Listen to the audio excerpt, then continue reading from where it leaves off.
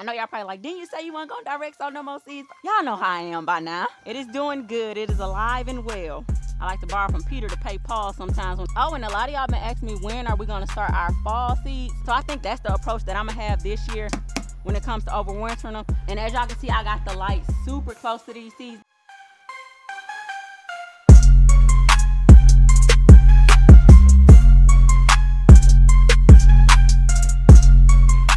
Hey y'all, welcome back to another video. If you are new here, my name is Tiffany. I'm a gardener in Zone 9A, Southern Alabama. If you are returning, hey friends.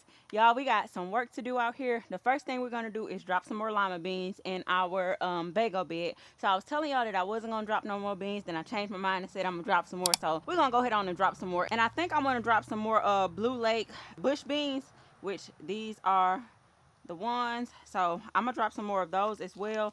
And then I also want to go ahead on and direct sow some petite pickle seeds. And my daddy called me the other day asking did I have some squash growing. Y'all know I did not do squash, zucchini, or anything like that this year because I was like, we don't eat squash. I tried squash last year because I wanted to try the patty pan squash, but it didn't do good for us. So I was like, why deal with the hassle of it if y'all don't even eat it in the house? But my dad called and asked me was I growing squash. So I was like, let me get some squash seeds and grow some for my daddy. So this is the early prolific straight neck summer squash. So I'm gonna drop some of these down direct. So this is a container friendly variety. It says it takes about 50 days to harvest. So we're gonna just go ahead on the direct sow some of those.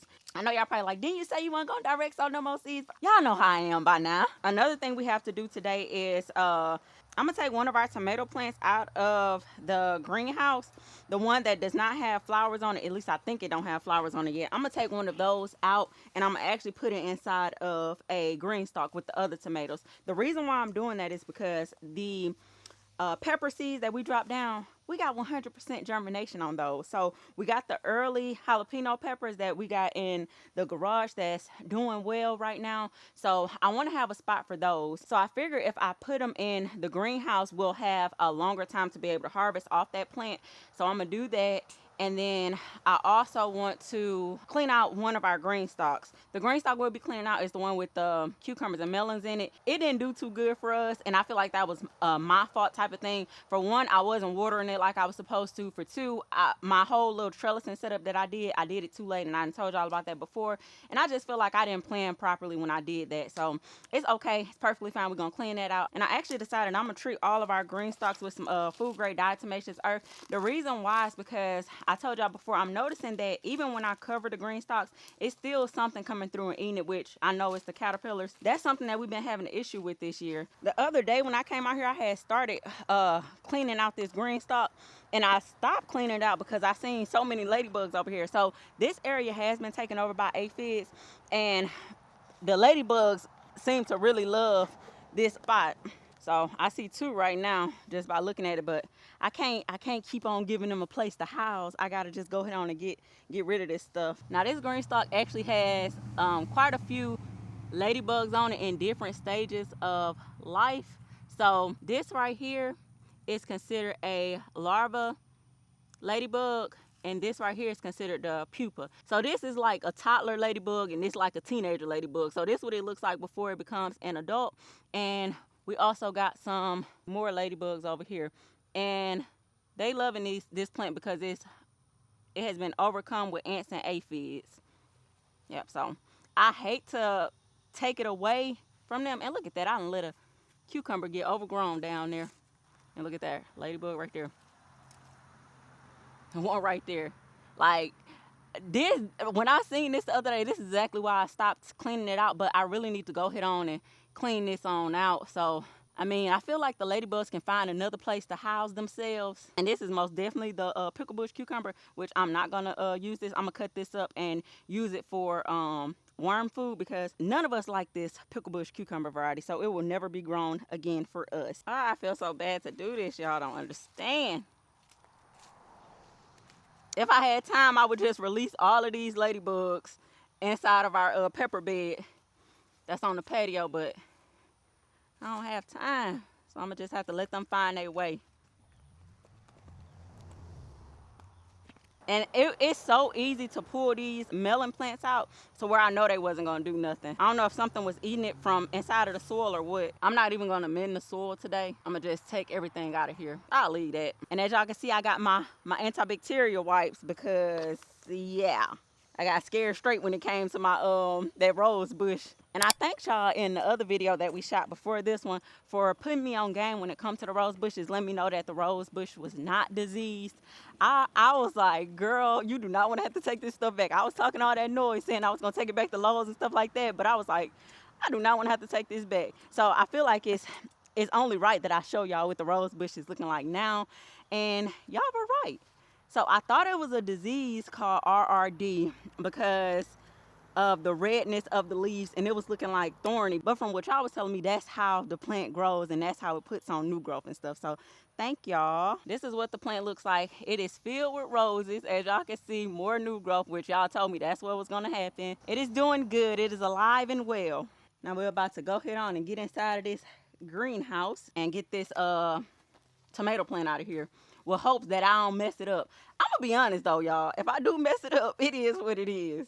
And I think one of our watermelons is prematurely ready. Let me show y'all real quick. So y'all see how tiny it is. But I noticed that the tendril that's closest to the watermelon is dying. Hopefully I can see it good. But this tendril right here is dying out. That's a good sign that your watermelon is just about ready to harvest. But I'm looking at how small it is. Even though this is a sugar baby watermelon and they do get kind of small. But look at how big this one is. So in comparison, y'all see that? But this one, the tendril hasn't dried out yet. I'm gonna leave it alone because I'm waiting for it to dry completely out. Because I even though I know it's a tiny watermelon and it's a chance that it won't be fully ripe and ready in the inside, I still wanted to give it a fair chance. All right, so this is the tomato plant that we'll be pulling and putting in our green stalk. And it does not have any flowers growing on it just yet. So that's a good sign. I don't feel bad about pulling it from over here since it don't have any flowers yet. Oh, it does have one right there. Let's pinch it off and act like we ain't see it though. So we're gonna go ahead on and get it out of this bed. We're gonna move some mulch out the way. And it's actually only 86 degrees in here right now, y'all. That's good. It ain't as hot. I'm gonna try to keep as much soil on this plant as I can. And let's try not to break the branch. So this is what it looks like. We got it in our gorilla cart. And while we're walking over here to the green stalk, I do want to let y'all know that we have partnered with Greenstock to do a giveaway. So that is so exciting. This is actually the first time we're actually able to do a giveaway with Greenstock. So the only thing that y'all have to do to enter this giveaway, I'll have a form in the description for y'all to fill out. All y'all got to do is fill out that form. That's all y'all got to do to enter. That's it. That's all. And we'll randomly choose a winner. And the giveaway actually starts today, July 10th, and y'all have until July 17th to enter. The winner will be announced July 18th, and yeah, I feel like that's pretty simple. Fill out a little Google form, and it takes about, I think, like 30 seconds to fill out. 30 to 45 seconds to fill out. So it's very simple, y'all. I feel like that's the easiest way, and the prize will be a 5-tier green stalk. We don't have any 5-tier green stalks out here. Y'all know we kind of put all of our green stalks either a 3-tier, and we got one of our green stalks that we turned into a 4-tier. But yeah, it'll be a 5-tier. You can get the basket weave or the basic. So if y'all are interested in trying out a green stalk, I definitely encourage y'all to enter into the giveaway. And if you have never owned a green stalk but would like to own one, feel free to leave that down in the comments and let me know something that you would like to grow in it. Yeah, that's not mandatory, but if y'all want to share, definitely leave that in the comments as like a conversation starter, y'all. So we have a spot right here for our tomatoes. The only thing we're going to do with these tomatoes, I'm going to add some fertilizer into the hole. This is my fertilizer of choice I'll be using. This is the organic and natural Dr. Earth tomato, vegetable, and herb fertilizer. And the NPK on it is a 463. And there's no rhyme or reason as to why I picked this fertilizer. I just got it because it was the cheapest one that I seen in the store, because we actually had ran out of tomato and vegetable fertilizer and our all-purpose fertilizer. So that's why I just grabbed this one. Y'all know I was trying to hold out on buying fertilizer, so I just add a little bit in the hole. I'm gonna bring y'all closer just so y'all can see how much I added. So this is about how much I add in the hole. And I'm gonna just take my hori knife and mix it around a little bit. Make sure I got enough room to actually drop the tomato plant in.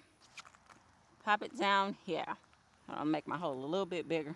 Y'all know with the tomatoes, you want to bury it as deep as you possibly can. So I got her pretty deep. I like to borrow from Peter to pay Paul sometimes when it comes to the green stalks and I don't have no soil nearby. I just grab some from another hole especially if I don't have nothing growing in there. And because this is a bigger tomato plant, I'm gonna actually drop down one of the green stock trellises and put it right on the edge right here. You just push it all the way in, just to give it some extra support.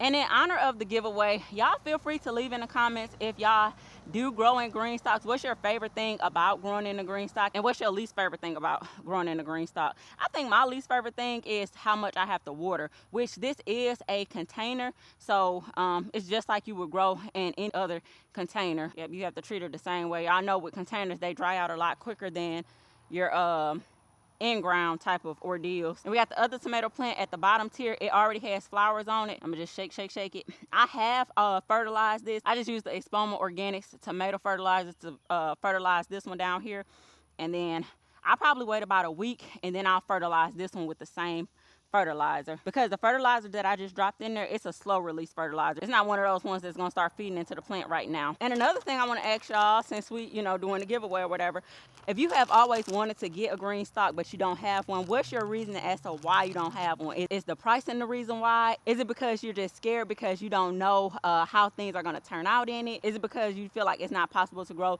a lot of different things in it? Like, what's your reason as to why you don't have one if you would like one? And then for those of you that do have a green stock, what's your reasoning for getting a green stock? Like, why did you decide, oh, okay, I want to try to garden in a green stock? Is it because of your spacing? Is it because you just thought it was like a nice, cool little thing to have? Is it because of the look of it? Like, what's your why behind it? All right, so for our next task at hand, we're going to go ahead on and work on our green stock with our strawberries in it. Now, for this one, I just want to come through and clean up the leaves that have bug damage on it, which I told y'all in the last video I wanted to do. And we're also going to go ahead and check on our berry cup. As y'all can see, we still got the little butterfly pin in here, and it's still hanging on the side. Now, this is the one that we cut from the mother plant. As y'all can see, it's still a healthy plant. That's why it's very important that you wait until it's actually rooted into the soil, and then you just cut it from the mother plant. So we're going to go ahead on and drop this down in the pocket. So go ahead and cut off these damaged leaves. Now, I have cleaned my pruners, y'all, because I done learned my lesson. We're just going to cut these leaves that's damaged. And the damaged leaves look like this. It's caterpillar damage, y'all. I'm able to blame it on the caterpillars because I actually seen them at work. And y'all know what I find so crazy to me? Last year, when we first started gardening, we had the biggest issue with slugs. This year, knock on wood, I hope I'm not jinxing us, I have not seen any slugs in our garden like I did last year. The only thing I've been catching is them darn caterpillars. And then ants and aphids. I feel like we started having issues with ants and aphids last year when I had the okra growing. So like towards the end of the season, that's when I started getting issues with ants and aphids. But yeah, I find it so funny how one year you can have a big issue with one type of pest, and then the following year you'll have an issue with another type of pest. And I will say this, I'm not one of those gardeners that come out here every single day and check for bugs and anything like that. I do consider myself like a lazy gardener. There are people that are very active and hands-on with their garden, and I love that you got people that's able to really put in that time with their garden. But I feel like it's not realistic for me to be out here every single day or every morning or every evening and check for bugs. So I'm not gonna sit here and tell y'all that that is something that we do over here, because it's not. So do I feel like the garden could be farther along if we did do that? Absolutely, I do, but it's just not realistic for us. I am gonna go ahead on and pull this green onion right here that's on the side, and I'm gonna try to cut it from the roots. Yeah, that way I won't disturb the roots of the strawberry plant that's in here. And y'all feel free to leave in the comments, what pests do y'all have the biggest issues with this year, or do y'all even have an issue with pests? And if you do answer that question, leave the area that you garden in. I feel like it's amazing how in certain parts of the world some people have issues with certain pests that other people may not. So I definitely think that's nice to share, especially for people that may just not be starting out gardening or maybe thinking about gardening. Share what y'all have y'all issues with. Oh, and a lot of y'all been asking me, when are we going to start our fall seeds? So I am going to start fall seeds tomorrow, which is Saturday, and the only ones that I'm gonna be starting is our celery, Brussels sprouts, and my herbs. I'm gonna start all of the herbs tomorrow as well. So last year when we did our fall garden, I didn't have to start seeds so early because it wasn't a lot of things that I wanted to grow last fall. That was our first year actually doing a fall garden, so I was kind of trying to get a feel of it. But now it's like, since we're growing so many I'll say so many different things, it's best for me to go ahead on and get the seeds started, because last year my main focus was like growing green leafy vegetables for the fall. And because in our area we have a long growing season, we don't typically get snow. We did one year, I think the year before last, we got snow, but we weren't gardening then. But yeah, we don't typically get snow, so we're able to extend our growing season. Yeah, I think I cleaned them up pretty good. I will say this, the last time I came out here and I cleaned up this plant with like the dead leaves and stuff like that, I noticed a big difference in how the plant started growing. So if your strawberries are struggling, go out there and clean your strawberry plant up, and you may be surprised on how it come back to life for you. At least I hope that's what it does for you. Yeah, I think that's pretty good right there. So we're gonna go ahead on and make a hole in this spot right here. But just move the soil around to make sure there's no compaction. Make a little hole. And I'm not gonna put any fertilizer in this hole right here. I'm gonna just drop the strawberry runner in it. So that's what the roots look like. And it's best to keep on as much soil as you possibly can when you're transplanting any of your plants. Some plants don't mind their roots being disturbed, and some of them do. So I just say try to keep on as much soil as you can. That was not something that we did last year. We didn't focus on keeping on as much soil, but we learned that it's very important to do that. Y'all, I done got all the soil off of this. I'm trying to tell y'all how to do it, and I did the complete opposite of what I told y'all. I do feel like I could have left that stand there a little bit longer, but it's all right. We're gonna see what happens with it. For learning purposes, I just took everything off of the bottom of this. Now you wanna make sure you are not burying the crown when you are transplanting your strawberries. So this right here is the crown. So I'm not gonna bury that part. I'm gonna just try to put the roots inside of the soil and go from there. So like this right here, you don't wanna bury that. So what happens if you do bury that, it's gonna end up rotting in the soil. Make a little bitty hole. And I feel like that's a way that a lot of people fail with strawberries, is burying the crown too deep. So I am gonna get one of our butterfly clips just to push this down in there and let it hold to the soil, because I did pull that a little bit sooner than I probably should have, because the roots wasn't as deep as I wanted them to be, but it's fine. I guess it's gonna be one of them experiment type of things to see if it really matters about that, because I don't know if it really matters. Make sure the soil is around it, the roots is inside of the soil. We're just gonna clip this berry cup on the side, because I'm sure we're gonna get more runners, and I'm gonna go get another one of our butterfly clips right there, because I don't think it's rooted just yet. So I got my butterfly pins to help this other strawberry runner stay intact with the soil. And these are green stock product. They'll be released July 14th, and they'll actually have them on sale too for y'all to try them out if y'all are interested in trying them out. So just in case y'all didn't see my last video of how I did this, you just basically just push the butterfly pin down in there, and it's gonna make the runner actually stay intact. And I'm gonna just do one more spin to make sure we don't have any more runners that's forming. Now I do plan to try to overwinter these strawberries. Last year I did not have success with overwintering our strawberries, but I'm gonna be honest, I didn't do nothing special with them. Like I didn't put a frost cover on it, I didn't take it indoors when it got real cold or anything like that. I just kind of left them outside. But I have seen where people that live in places that snow, what they'll do to overwinter theirs, they'll do a heavy mulch on it. So do like some straw or something like that over their strawberries to help keep them somewhat warm in order to preserve them over the winter time. So I think that's the approach that I'm gonna have this year when it comes to overwintering them, because I want to have a successful strawberry harvest next year. We got a few strawberries from our plants this year, but it wasn't nothing like I wanted us to get. And this is our first year of actually having these strawberry plants. I feel like that is important to say as well, because I have seen that the longer that you have the strawberries, the bigger that your harvests get over time. And y'all feel free, I'm asking y'all a lot of questions in this video. Y'all feel free to leave in the comments too how y'all overwinter y'all strawberries, if y'all overwinter them,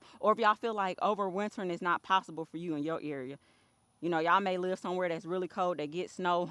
For those of you that do live somewhere that's cold that gets snow, I have seen people successfully overwinter their strawberries by doing a heavy layer of straw to kind of keep them warm. That's what we're gonna do over here. We're done with this one right here, and I'm gonna give y'all a quick look at it to see what everything looks like, since we did kind of clean the plant up a little bit. So this is what the green stalk looks like. I do notice that I have a few leaves that are damaged, but I'm gonna leave them be. I ain't gonna go too crazy with pruning them. I'm gonna just wait till more new growth come in, and then I'll just come back and cut off some more of these ones that got the light damage on them. As y'all can see, we got new growth growing right here. Yep, so the ones that's not heavily affected by pest damage, I just left them alone. And I think it's only right that I give y'all an update on our bean green stock. So as y'all can see, even though these plants do not look the best, I told y'all that it looked like we was about to start getting some bean flowers on here. So as y'all can see, we got some bean flowers coming through. So this is what the plant looks like before it starts to produce the bean pods, for those of you that are not familiar with growing beans. Oh, and for those of you that are interested in the worm bin, I'm gonna give y'all a quick update on that and show y'all how I put the ice packs and things like that in here. So I added our ice packs to here. What I do is I just sat it on top of the burlap. I'm not gonna show y'all the worms because some people may not want to see that. I do have to feed them today because I noticed when I came out here to put the ice packs out here this morning that their food is completely gone. So I am gonna come back out here and feed them. And because we are gonna get some rain today, I am gonna take our Gorilla cart and cover it up just so this won't produce any leachate. Because I was telling y'all in the last video that I do not want our worm bin to produce leachate. Some people do use the leachate in their garden, but I just choose not to. And they say that it adds extra fertilizer to your plants, but I just choose not to do that. And I want to show y'all, because I feel like, I don't know if I'm overdoing it with showing y'all these peppers, but I feel like because it was something that I was struggling with in the beginning of the season, it's only right that I kind of give y'all updates every chance I get, especially when the plant is doing so good. Y'all know we transparent over here, so we show y'all everything, whether if it's good news or bad news. But because these peppers are performing so well, and because it was something that I was complaining about, well, I ain't gonna say complaining about, but worried about at the beginning of the season, I feel like it's only right that I show y'all that they're doing good. And also an update on the flower seeds that I dropped inside of the garage. No more of the flowers have germinated, so what I'm gonna do, instead of dropping more flower seeds down, I'm just not gonna worry about adding no more flower seeds. I told y'all that I was, but I think it's really time for me to start really switching gears and focusing more on our fall winter garden, opposed to trying to hold on so tight to the summer garden. Look at all of these freaking flowers and peppers on this Melrose pepper plant. Like, if y'all tired of hearing me talk about the pepper plant, I'm sorry, but I'm just so proud of it. I'm still in the baby gardening stages, the new gardener stages, so every little thing just gets me so excited and happy when I see it's doing well. And look at all these flowers on the shishito plant. And this cover right here, this is our tallest cover that we actually have on our patio area. So this is in the Easy Cube, and look, that mug almost to the top of this. Yeah, I'm proud of it. I'm so proud of it. And I'm about to give y'all a quick update on our seeds in the garage, just for the heck of it. And while we walk to the garage, I do want to say this too. For those of you that may be thinking about starting a garden, if you are able to garden in the fall, start your garden in the fall. I feel like that's the easiest, to me, in my opinion, that's the easiest time to garden for people that may live in an area like us. Start your garden in the fall if you've been thinking about doing it. Don't wait until next summer. Don't wait until next spring. Go ahead on and start it in the fall. Just get you some cheap little seeds, get you some soil, whatever you're able to get your hands on to where you're able to do it in a way that makes sense for you. Go ahead on and start. You know, a lot of times we'll say we want to start something and then we'll be like, okay, I'm gonna wait till next season, or I'm gonna wait till next season. I feel like it's no better time than now.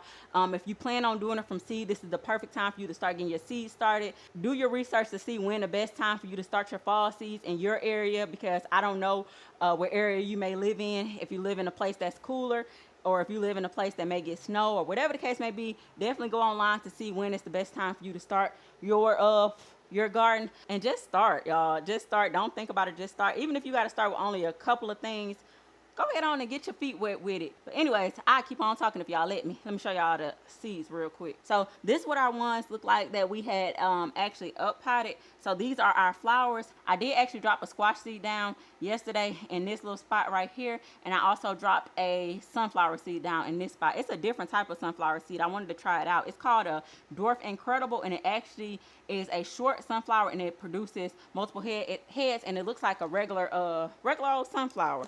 Matter of fact, I can show y'all the packet real quick. This is what it is. And the height on it, it gets about 2 feet tall, which y'all know I want the little short baby sunflowers. But that's what these seeds are looking like. Back here, we got our zinnias. Yep, that's growing. Yep. And they actually have their true leaves. And as y'all can see, I got the light super close to these seeds, because if you don't have it somewhat close, then it'll actually start reaching for the light. You don't want it too close to where it ends up burning the foliage on your plants, but you want it just close enough. And this is something that I struggled with last year, making sure I got the light close enough to our seeds, because last year we dealt with a lot of leggy seedlings when we first started gardening. Tip for those of you that want to start your garden from seed. And then up here we got our, let's see if y'all can see. Then up here we got our peppers that have germinated. These are the early jalapenos. We got, like I said, 100% germination on those. We got our Jimmy Nardellos. We got one that's popping up right there, and then we got one that's already fully popped up. The one in the middle, it did not pop up.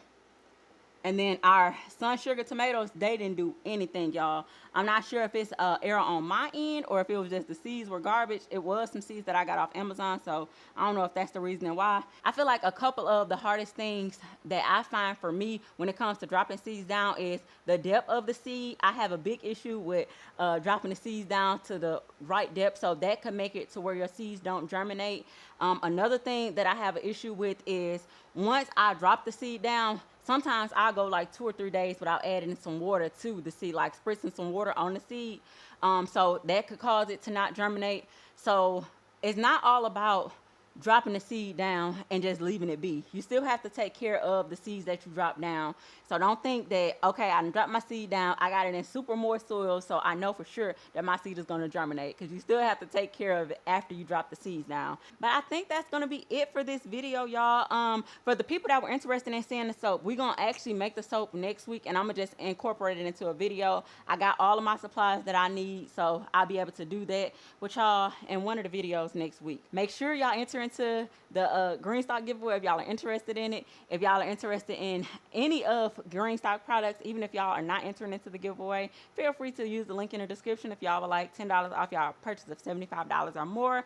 And yeah, I think that's gonna be it, y'all. I enjoyed kicking it with y'all for another video. If y'all made it to the end, make sure y'all like, comment, subscribe, and hit that notification bell, and leave a pepper emoji. Leave a pepper emoji, since our peppers are doing so very well. And I will see y'all in the next video.